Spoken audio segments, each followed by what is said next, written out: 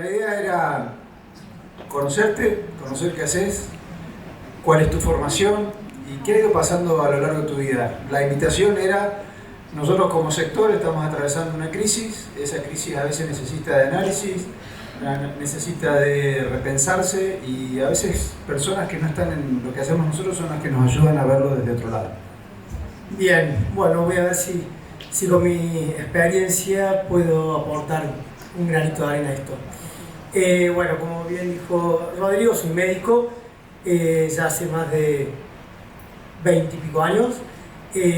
Cuando me recibí de médico, mi pasión estaba puesta en la cirugía. Hice cirugía general, una especialidad que me llenaba y me gustaba mucho. Dentro de la cirugía general me fui enfilando hacia la cirugía vascular periférica. La verdad es que esa subespecialidad me fue exponiendo a historias de vida que por ahí uno cuando estudió medicina no se imaginaba que pasaban. La verdad que entré en una crisis en términos, por eso me quedo con el concepto del 360, una crisis donde yo sentía que era un bombero que llegaba tarde al incendio, una crisis donde yo sentía que era el bombero que llevaba al edificio incendiado a contar cadáveres y no a salvar ese bebé en la ventana. Era cruento, oscuro. Si bien me apasionaba el quirófano, sentía que no estaba sumando a la medicina y esas ganas que yo tenía cuando me puse la primera vez el guardapolvo blanco, que era tratar de ayudar a la gente. Y la verdad es que en esa crisis tomé una gran decisión, que es la que me marcó el resto de mi vida, y que no me arrepiento y al contrario, me siento muy agradecido, que fue sentarme una vez a tomar un café con mi jefe de cirugía en ese entonces y decirle: Eliseo, dejo el quirófano, cuelgo los guantes literal y me voy a dedicar a intentar zamarrear a la gente cuando todavía tiene una chance de no ser paciente tuya y no terminar en un quirófano bypaseado, amputado, etc. Entonces me recluí en mis pensamientos y me puse a ver qué me había aportado mi carrera de medicina, qué conocimientos me había dado en términos de prevención real. Y la verdad, yo entendiendo prevención como el movimiento. El ser humano es un animal, el animal se tiene que mover, movimiento y una buena alimentación. Todos los animales bien alimentados, no saben más que nadie, viven mucho y bien. El animal mal alimentado, bueno, nada, empieza a tener complicaciones. Cuando me puse a investigar en mi carrera, la verdad que no me había aportado mucho en términos de movimiento y nutrición, y ahí es donde empezó mi peregrinaje en términos de investigar y conocer gente. Al principio la verdad que era un infierno porque era el loquito que había dejado algo que era rentable para los tiempos que corren, es decir, la cirugía vascular, y de golpe pasaba a ser un hippie de la medicina que creía en un mundo mejor y que creía en la salud real de la gente. La verdad es que, bueno, como algunos que ya me conocen saben, soy un maldito apasionado de esto y todo lo que hago con mucha pasión y disciplina, hasta desde la cirugía hasta lo que hago actualmente. Cuando estaba en el quirófano me tenían que echar del quirófano para que realmente me vaya a dormir, y actualmente con lo que hago es parecido. Javi, perdón que te corte, pero el cambio de paradigma fue grande y la conversación interna existió, pero ¿qué te dijo tu jefe cuando dijiste que me iba a dedicar a otra cosa, iba a dejar la carrera de cuánto te lleva a ser cirujano y ibas a dedicarte a otra cosa? ¿Qué fue lo que te dijo? A ver, bueno, todos saben, son 6 años de medicina, 4 años de residencia de cirugía, más un par más ahí de periférico. Pero bueno, nada, Eliseo es un padre para mí en la medicina. Él, no sé si usar esa palabra, pero me gusta repetirla. Me dijo: soy un imbécil, me dijo: estás loco, me dice: todo esto tiró a la basura. Y la verdad que yo le dije: es todo lo contrario. Fueron 10 años hermosos que me dieron un montón de entenderme a mí mismo y saber dónde yo quería poner el foco. me empezó a generar vínculos con personas de otras áreas, otros roles, otras especialidades o profesiones que me aportaron un montón a mí como persona. Y lo que, bueno, mi explicación siempre era esta, de decirle, voy a volver a poner el foco donde yo creo que tengo que ponerlo. Y fue muy loco porque no vengo de familia de médicos, entonces realmente tenía que hacerlo todo con mis propios lomos. Pero él, en su momento le dije, bueno, Eliseo, ayúdame y préstame tu consultorio, o no tenía dónde atender pacientes. Y Eliseo, viniendo de una rama totalmente distinta, me dijo, olvídate, contás conmigo. Y bueno, y empecé en su consultorio a tratar de convencer a la gente de que el camino correcto a la salud y la prevención de la misma es básicamente moverse y alimentarse de la mejor manera posible, rompiendo con un montón de tabúes y preconceptos que tienen que ver con estas dos cuestiones. Pero, a ver, conozcamos al otro Javi, el Javi deportista, y yo fui tomando algunas imágenes. Primero que tenías más pelo ahí. Son 30 años de alto rendimiento. Y contanos un poco qué especialidad hacías, a qué te dedicabas deportivamente, y yo paso algunas imágenes, pero para graficarlo más. Hace de los 16, 15 años que empecé a hacer deporte de una manera seria y de alto rendimiento. Mis inicios son en el arte marcial. Yo considero que hay dos momentos en mi vida que me forjaron un carácter, que fue básicamente el arte marcial y la residencia en cirugía. Fueron los dos momentos que me generaron callos en mi personalidad y en mi forma de encarar la vida.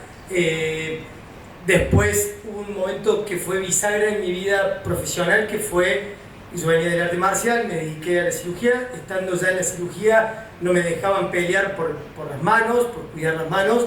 Dejé de pelear y me dediqué a operar básicamente. Y un día, lo cuento rápido, un paciente treintón, sin factores de riesgo más que sobrepeso y sedentarismo, ingresa a la terapia y los terapistas me piden que le haga una vía central.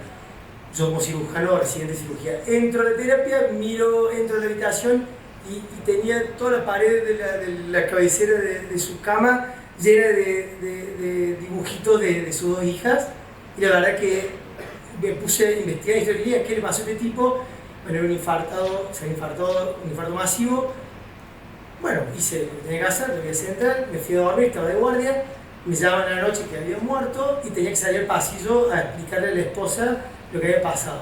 Y la verdad es que fue un momento para mí bisagra, porque si bien estaba acostumbrado a este tipo de situaciones, pero la verdad es que yo ya había dejado de entrenar, yo venía entrenando muchísimo, me encontraba con sobrepeso, me encontraba sedentario y con un estilo de vida y un laburo que realmente con niveles de estrés altos. Yo dije, yo voy a terminar igual.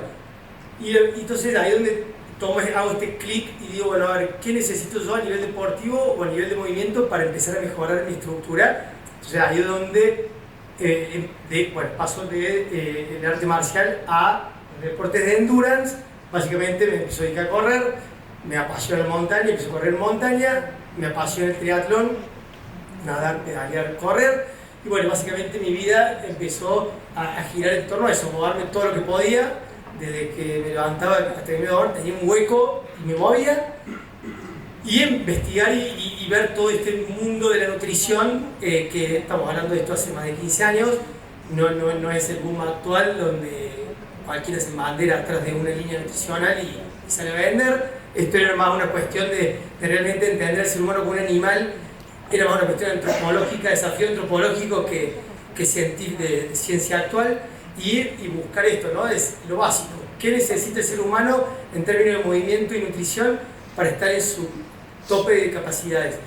Y ahí, escuchándolos ustedes, empiezo a darme cuenta que en todo este proceso es importantísimo elegir el entorno, no ser mezquino con el conocimiento y el saber. Yo creo que después me fueron pasando una serie de situaciones en mi vida que si yo no hubiese tomado las decisiones que tomé, si bien tuve una situación muy crítica, que está clarísimo que por dedicarme a hacer lo que hago me expuso a esa situación, pero yo creo que cuando uno hace desarrolla su profesión con pasión y se envuelve o se junta con la gente apropiada, no importa la crisis. A ver, cuando digo no importa la crisis, no importa lo que pase, si tenemos un buen contexto y lo supimos liderar, se lo repito, no hay forma que nos volteen. Entonces, en ese proceso me di cuenta que estando en el consultorio, el cambio real en la gente, más allá de que le enseñé a comer, lo generaba con el movimiento. Y yo siempre dije de que el médico debería ser un poquito más de sacerdocio, es decir, predicar con el ejemplo y no ser un cardiólogo con una etiqueta de cigarrillo en el bolsillo. Y ahí es donde yo dije, listo, eso me muevo hace un montón, listo, salgo a moverme con la gente, no me acuerdo cuál fue el paciente 1, pero desde ahí creé o generé un grupo hoy de moda, los running team. En ese momento era un grupo de gente que se juntaba a correr, siempre con un perfil médico. Aclaro, no soy entrenador, soy médico, prescribo movimiento, y en ese grupo de running básicamente empezó a ser, como yo digo, un zoológico humano donde me tiraban todos los pernos. Es como que el que no se animaba a mover a alguna persona porque o no tenía conocimiento, o no tenía la paciencia o las ganas me venían a mí. Fue hermoso todo.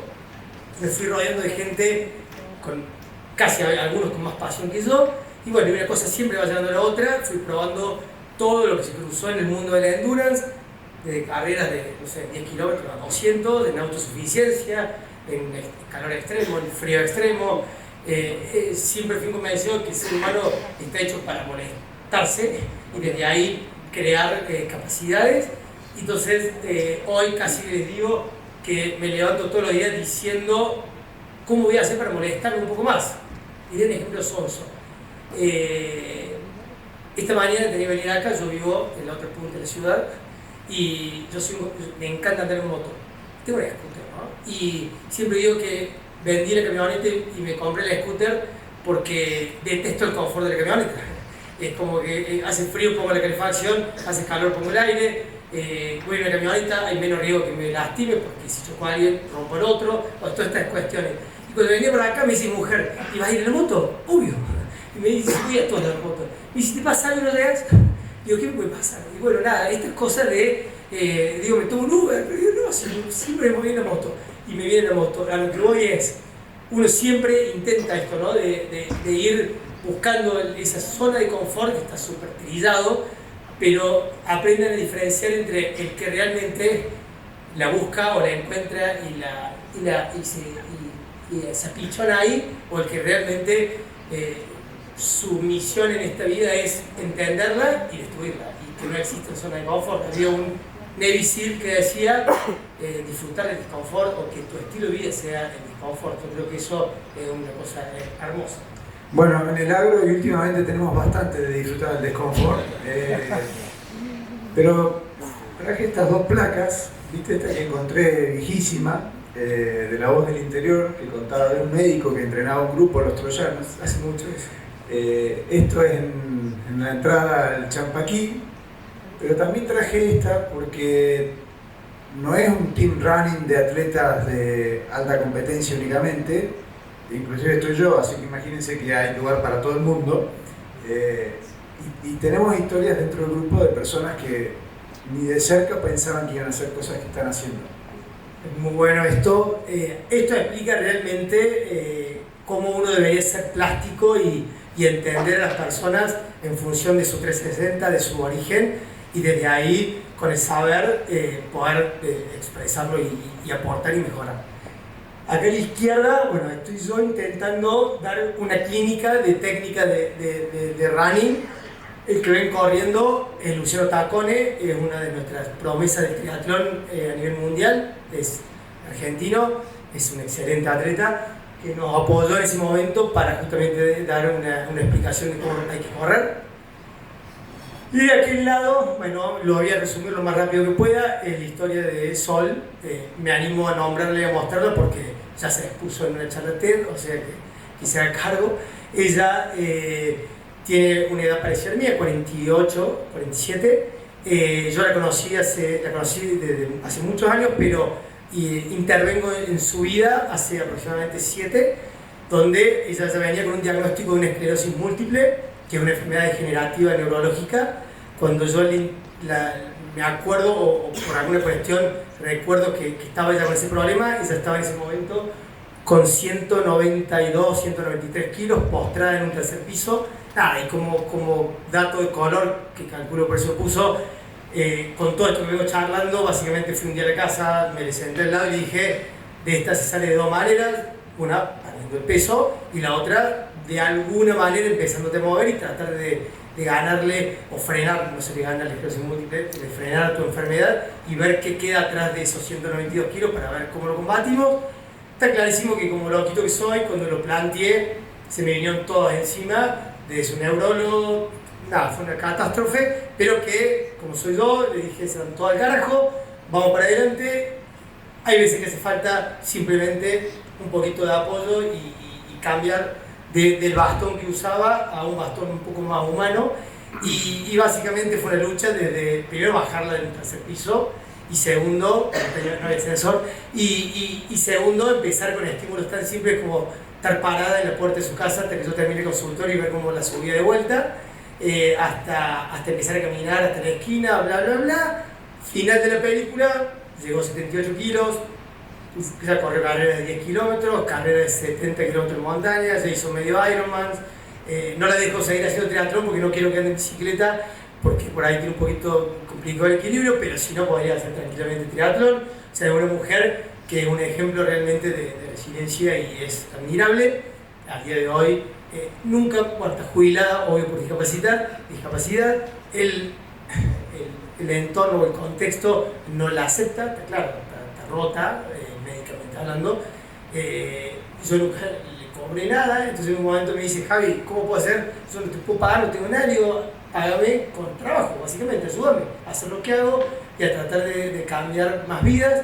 Y desde ese día, ella hoy es mi mano derecha, es, como siempre digo, no quiero decir secretaria porque sería minimizar su acción, hoy es todo, más allá de su ejemplo, es una excelente persona. Por lo tanto, yo siempre llego a la conclusión de que cuando uno lo transpira, lo trata, ¿viste?, de generar en actos, todo termina conspirando para que las cosas salgan bien, y si no salen bien, se provoca, es un evento que siempre yo creo que es lo que nos tiene que mover. Bien, gracias Javi. Y bueno, acá algunas, como para ir pasando de esto que hablábamos de subir la montaña y seguir subiendo, y tu experiencia en triatlón, tu experiencia en distintos lugares, traje esta que sé que es linda. Estamos hablando de correr 200 kilómetros de montaña, estamos hablando de una persona que tiene esclerosis múltiple y correr 70 kilómetros de montaña, estamos hablando de motivaciones, y vos ahí estabas casi llegando al éxito total. Y los uruguayos Viven, los uruguayos que se cayeron en el 72, en el último libro, no sé si lo leyeron, si no se los recomiendo, La Sociedad de la Nieve, dicen que todos tenemos una montaña, que cada uno de nosotros tiene su montaña, cada uno tiene sus Andes, haciendo referencia a sus problemas. Y ahí a ver si funciona, que lo teníamos organizado con un pequeño videito. Ahí Robert me lo va a mostrar. Esta fue tu montaña. Contanos de tu montaña. A ver, y no es una película de Hollywood, ¿no? Es real. Como él dice, todo esto que uno que vienen escuchando mueve, motiva, es hermoso. No quiero caer en lo trillado, pero viste cuando sentí que estás en el tope, o sea, vínculos hermosos, familia hermosa, amigos hermosos, el grupo de troyanos brillando en su mejor momento laboralmente. Sentía que ya tenía las canas y la pelada de mucha experiencia para poder transmitir lo que hacía. Había empezado a girar el foco hacia la gente que por ahí no se animaba a correr y que necesitaba empezar con algo un poco más simple, como caminar, trekking, puesto de moda ahora. Entonces habíamos creado con mi socia Vero, que es, bueno, la que va ahí adelante mío, yo soy el que está filmando, y el bus que va adelante, armamos como una especie de empresita de trekking donde yo básicamente aportaba mi saber médico para acompañar a los trequineros a la montaña y hacerlo de manera segura y que realmente sea inclusivo. Empezamos a viajar todos los años al Chaltén, bueno, la capital del trekking, es un lugar hermoso. Yo hace varios años ya que estábamos yendo, todos los noviembres. En este año yo siempre me quedé con ese cerro que se llama Cerro Solo, que si los que conocen el Chaltén, cuando uno se va al paredón del frente, mira el Chaltén, está el Fitzroy y el Cerro Solo a la izquierda, es como una pirámide truncada, donde lo truncado de arriba es un glaciar, y yo siempre decía, qué loco esto de un glaciar allá arriba, y decía, no hay forma de no ir a caminar allá arriba y llegar hasta la puntita. Entonces, ya había pasado 2 años que le venía hinchando la Starling a Vero, mi socia, diciéndole, Vero, tenemos que ir a subir el solo, tenemos que ir a subir el solo.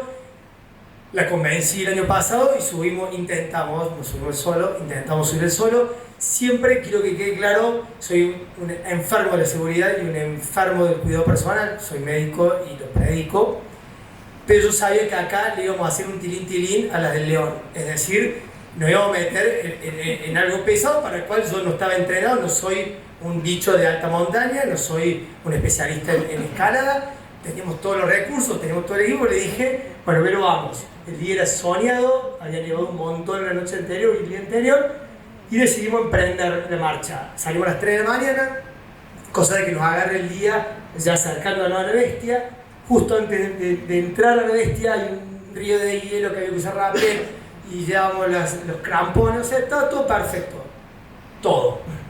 El día que subimos había que atacarlo por la derecha y llegar al medio y subir al glaciar. Bueno, justamente por un día tan hermoso como el que teníamos, empezamos a subir, nos encordamos, íbamos trepando, todo perfecto, con la nieve a esta altura, los brazos todos mojados, pero con una temperatura y todo divino.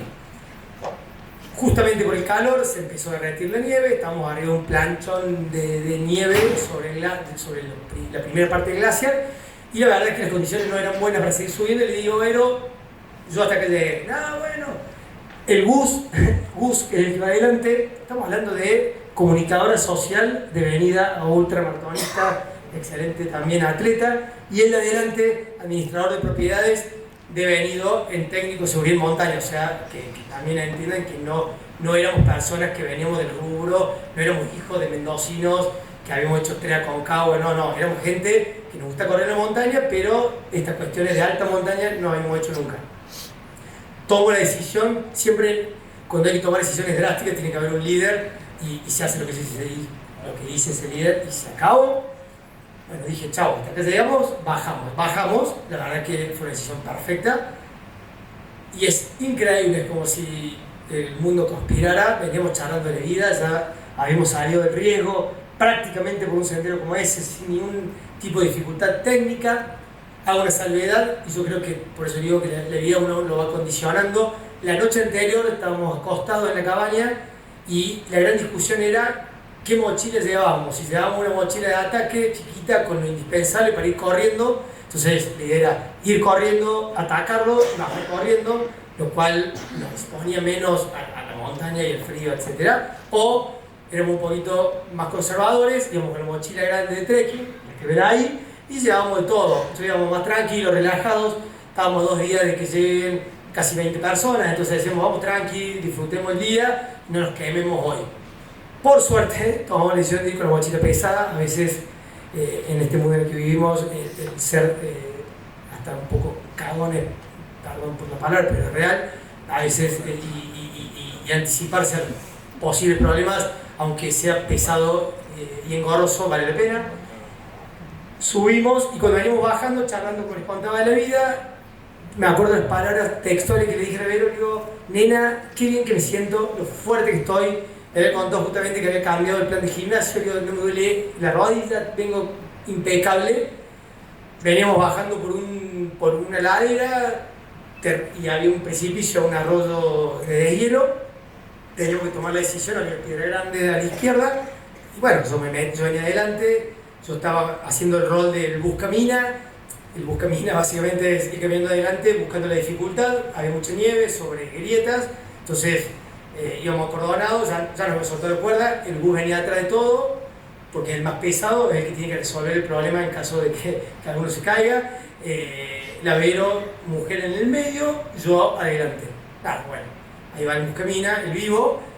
Cuando voy pisando, imagínense caminando en el borde de una, 4, 5, 6 metros, no era tanto ni impactante. Cuando paso, cede la tierra y allá fui. Y la verdad es que caí rodando, sintiendo cómo se iban desprendiendo las piedras de arriba. Hago varios roles y termino en el fondo. Mi recuerdo era de gritar, pues yo estaba boca abajo con una piedra que me había quedado arriba de este brazo y la otra piedra, la más grande, que aparentemente era la que me había pegado al costado y que me dejó como también aplastado. Y el bus estaba mucho más al fondo, yo gritándole: Vero, sácame, sácame, sácame. Vero sola no podía mover las piedras de arriba mío, o sea, no podía soltar. Hasta ahí mi gran preocupación era este brazo, porque la piedra estaba puesta en esta parte y yo sentía cómo me latía la arteria humeral y la radial era como un pac, pac, como que no podía pasar. Y yo decía: este brazo lo pierdo. La verdad que me agarró desesperación, yo estaba ahí pensando únicamente en el brazo. El Vero empieza a gritar de Gus baja corriendo como puede, llegan a donde estaba yo. Yo estaba, con el recuerdo, boca abajo, mitad de mi cuerpo adentro del agua de deshielo, o sea que imagínense todo lo que se iba a venir después. Y gracias a Gus, que hoy yo lo considero un búfalo, es una bestia, y en esas situaciones yo creo que las personas sacan ese potencial de superhéroe, empiezan a hacer el famoso 1-2, 1-2-3, y me mueven un poco, me sacan este brazo, me sacan la piedra que me apoyaba sobre mi pelvis, que me le digo: denme vuelta. Me dan vuelta y la verdad que la única desesperación era mi brazo izquierdo. A esa altura ya mi brazo no entraba adentro de la campera, no la podía mover la campera, y me tomo el pulso Ryan, tenía apenas, era muy leve, dije: bueno, hasta acá zafo.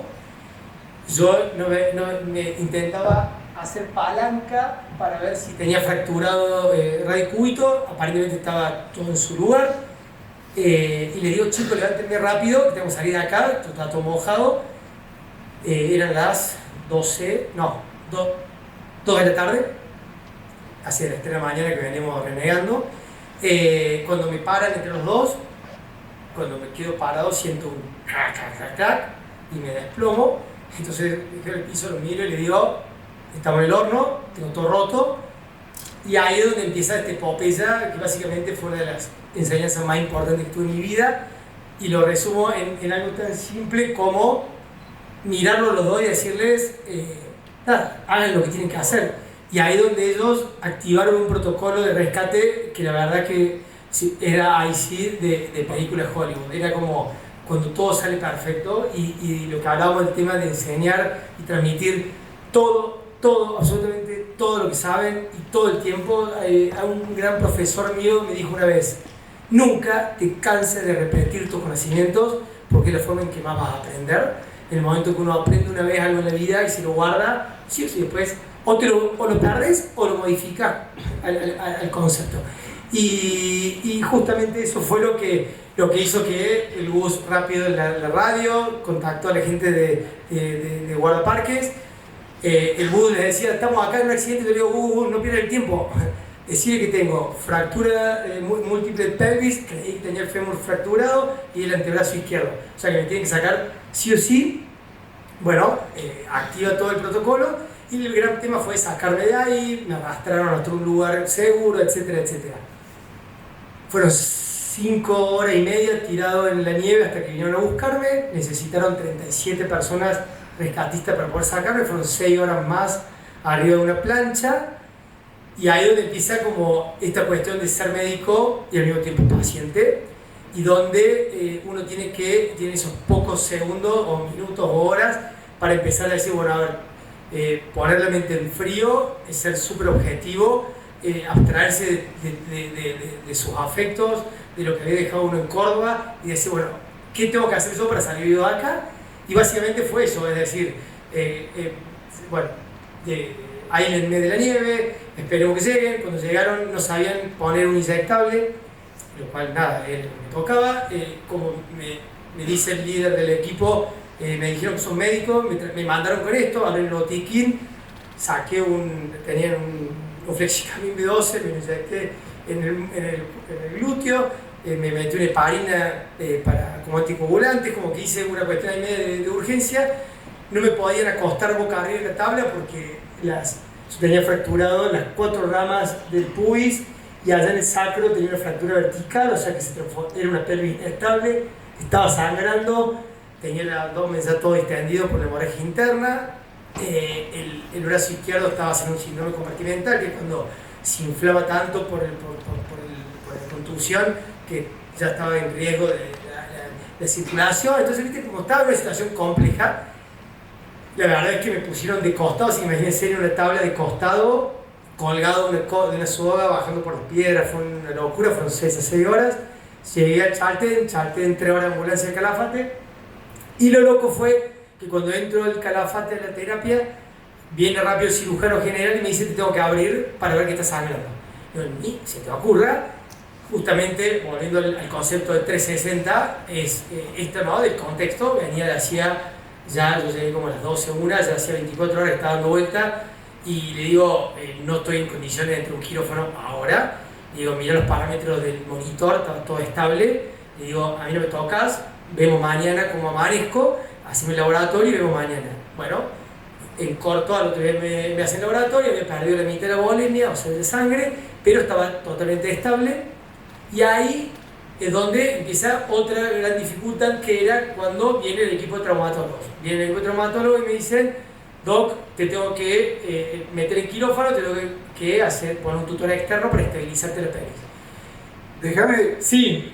capturar algunas cositas. La mochila, por eso Sí. agrandé la foto, el equipo, perdón que están pixeladas, pero esto tiene que ver con lo que hacemos a diario, ¿no? La planificación, darle herramientas a nuestros equipos para que gestionen, y a veces es de las dificultades que tenemos como líderes, hacer que los que están abajo sepan gestionar, y fue parte de lo que nos trajiste.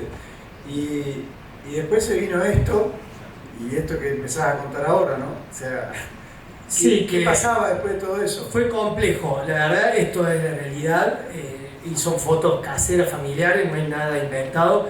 Es la primera vez que hablo de esto en público, o sea que imagínense que no soy un showman. Básicamente, mi hermano pasó a ser ahí un rol fundamental. Mi hermano gestionó en exactamente 30 minutos contratar un jet privado para que me trasladen del Calafate a Córdoba, para que no me operen en el Calafate, que me querían poner un tutor externo que yo no creía que tenía que estar. Si no me ponía el tutor externo, me decían que me tenía que dar por lo menos 30, 45 días en reposo para poder tolerar un avión comercial. Bueno, nada, mi hermano manda el avión, esa misma tarde, noche, estaba ya en un centro muy importante de salud acá de Córdoba. Entré a la terapia y la verdad es que ahí empezó la pelea con el sistema. Me peleé con todos mis amigos traumatólogos que me querían operar, poner placas en el sacro. Yo les dije que no me iba a operar, y bueno, y siendo ingeniero agrónomo, y no tomen esto textual y porque es burdo, pero la verdad es que me encanta repetirlo porque me siento un poco identificado. Quise hacer el tratamiento del perro de la calle atropellado, que es si te atropella un auto y no te desangras en los primeros 24 o 28 horas, el perro no sabe cómo hacer, pero sigue corriendo. Yo, siendo médico y cirujano, tomé el riesgo, y por eso digo, esto no es para repetirlo ni para hacerlo con otros. Ahí me echaron básicamente de la terapia de donde yo estaba, porque yo empecé a entrenar en la misma cama, empecé a hacer plancha, estamos hablando que ahí no podía pisar el dolor. Entonces era una cuestión de con lo que tenía, tratar de hacer lo que podía. Básicamente esa fue mi amiga de la silla de ruedas durante únicamente 7 días que lo usé. Nunca dejé de trabajar. Yo dije, yo tengo que volver a hacer lo que me gusta y lo que hago, y como puedo.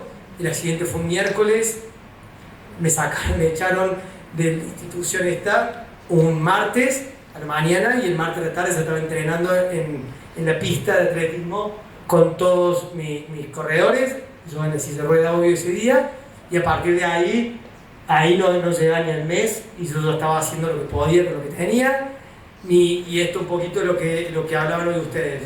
Era un laburo diario de tener indicadores, obvio que el único indicador y el más importante para mí era el dolor, entonces yo todos los días de mi vida, durante toda esa primera etapa, me acostaba con un umbral de dolor roto, mordiendo el cura almohada para poder dormir, y me levantaba un poco mejor. Y entonces cuando yo me levantaba un poco mejor, yo decía, si yo todos los días me levanto un poco mejor es porque no estoy rompiendo nada y sigo pechando. Esto que suena, como les digo, cuento de Hollywood, me llevó a pelearme con mucha gente, inclusive mi esposa, mi hija más grandes, mis viejos, hasta que lo entendieron de que no estaba en un brote paranoico o psicótico. Bueno, fue complicado. En cada minuto que tenía en el consultorio me escapaba, ahí estaba, ya esto no había sido el mes como mucho, ya estaba caminando. Lo importante de todo esto, yo siempre me voy poniendo zanahorias en el camino en términos deportivos, siempre tengo carreras, todos los meses tengo una carrera porque como me gusta como mantenerme en la fecha en el calendario. Ella estaba inscrito en un medio Ironman en Punta del Este, que fue en marzo, y estaba inscrito en un 110 kilómetros de montaña en abril, o sea, era marzo-abril, estas dos carreras. Esto había sido en noviembre. Cuando yo le decía a todo el mundo que iba a correr el triatlón, me decían, vos un ridículo. Para que se den una idea, yo a los 10 días del accidente, yo estaba arriba de una bici, pedaleando en la ruta.